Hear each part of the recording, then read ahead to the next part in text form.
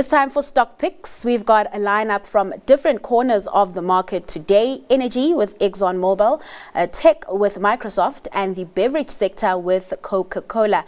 And joining us to unpack these counters is Timothy Kiarie from Scope Markets. Timothy, thanks so much for your time this afternoon. And let's start off in the beverages industry with your first pick, Coca-Cola, a well-known brand globally, but some of these really famous brands don't deliver when it comes to returns. Is Coca-Cola one of those companies? I think thank you so much for having me in the session today. Again, it's my pleasure. And before maybe probably I tackle your question, let me note the stocks we looked last time, they are doing quite well. And I remember you had mentioned about them being so much prominent that they might not deliver. Yes. If you look at the case of I was just looking at them and I realized these stock, especially the GM, it pushed up about 12.5% since the last time we talked about it. Back to your question. When we talk about a Coca-Cola company, you know, Coca-Cola is one of the companies that is very solid, especially when you look at it financially, when you look at it also in terms of sector-wise, it's in the consumer staples, meaning that this is a company that is recessive-proof, irrespective of what's happening around the globe also.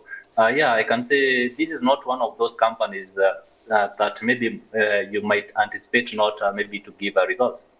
And, you know, just to reflect on your first answer around GM, I think it would be actually a good idea to reflect on some of the counters you've picked, maybe in a month or two, just to, you know, follow up on, you know, some of the details you have given us. Back to Coca-Cola. I like how you say it's recession-proof, because at any time you still want that bottle of Coca-Cola, whether it's your last 12 rand, whether it's your, you know, your last money in your pocket, but you'll still buy that beverage. Talk to me about returns, right? Coca-Cola is also known to be somewhat of a dividend hero. Yeah, when you look at Coca-Cola, it's one of the dividend yields. And when you talk about maybe the financials, we are looking at about a trailing PE of 24.1%. And this what insinuates is it's a growth price PE ratio, whereby we are anticipating, or investors are expecting, for instance, that the earnings to skyrocket. When you look at other numbers, like maybe probably the profit margin, you're talking about 23%. When you look at another key factor that I usually consider, for the trailing PE, if we consider maybe probably the competitor of Coca-Cola, the major one is Pepsico, that is the Pepsi company. It has a PE ratio of about 17.0%. So, and comparing to Coca-Cola, 24.1%, therefore, Coca-Cola stands at a better place compared to Pepsi. Profit margin to 23%. If you look at the operating margins, again, doing quite good at that 3.5%. The return on equity for Q1 2025, we were able to see at that 9.3%, whereby they were able to have some revenues above the expectations, or above what was forecasted. So what is really important is to look at the Q2 earnings, which are about to kick off. Already, they have already kicked off. So we are waiting to see the Q earnings for Coca-Cola, which will now maybe probably solidify the reason why we are looking at it being a best pick at the moment. All right, let's move over to your second pick from the tech sector, Microsoft. Run us through the investment case and why it comes out tops for you within that sector. Yeah, when you look at Microsoft, this is a tech company. Right now, we are seeing the tech companies, they are doing quite good. The other day, we were able to see NVIDIA break the record of being valued at $4 trillion in terms of valuation. But again, Microsoft, when you look at Microsoft, the reason why I'm considering is as a strong pick at the moment is because of its strong financial standing. And also when you look at the growth prospects in the cloud computing and AI, So it has the ability to generate substantial free cash flow, which we have been able to see from the books of accounts. So the first reason, maybe probably the key reason here, we are talking about the dominance in cloud computing, whereby we have seen a major growth, Microsoft being a major growth engine of Microsoft Azure, so which is experiencing strong revenue growth. And again, this is benefiting the company in terms of now looking at the prices being able to push higher. So maybe also when you look at it in terms of the financials, again, they stand very strong.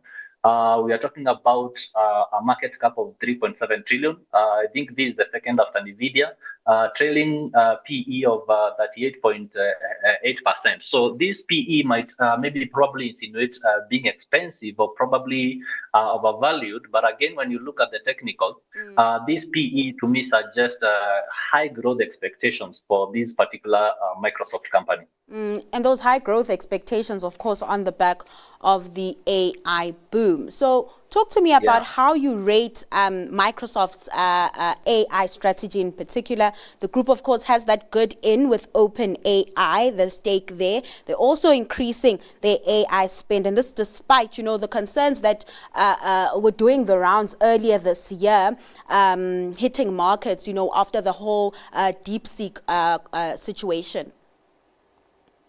For me, I'm looking at all those factors being a potential, and I can rate it. For me, I can basically rate it as being a strong buy. That's according to me, because again, looking at all those factors that I've mentioned about, also you look at the economic moat, whereby we see Microsoft having a wide economic moat in terms of stemming from the switching cost, network effect, cost advantage. Which makes it difficult for its competitors to displace its products and services. For instance, we are talking about the competitors for Meta, we are talking about Nvidia, we are talking about Apple. And when we talk about Nvidia right now, especially that it has crossed the $4 trillion as a competitor, we might see a hype in terms of maybe probably people rushing to buy the Nvidia stocks. And of course, after every hype, there has to be price coming down. So the reason why I left Nvidia to go with Microsoft.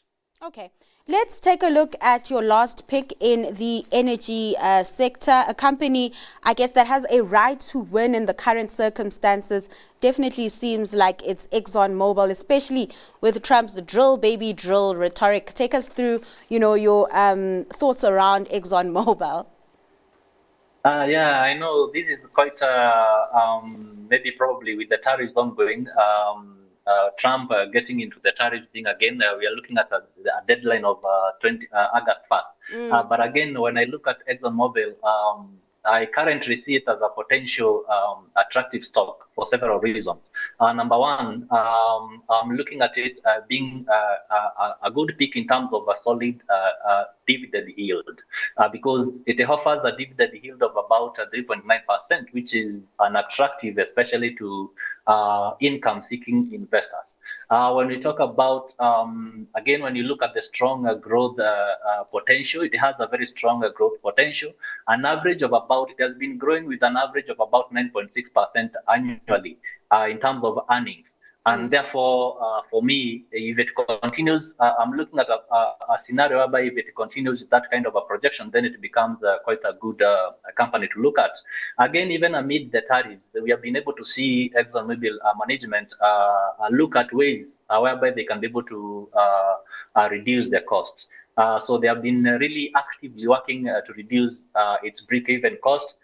Aiming to maximize the profit, because anytime you're minimizing cost is to maximize the profit. And again, that is an added advantage to the investors, especially those that are after dividend, and also even for growth purposes.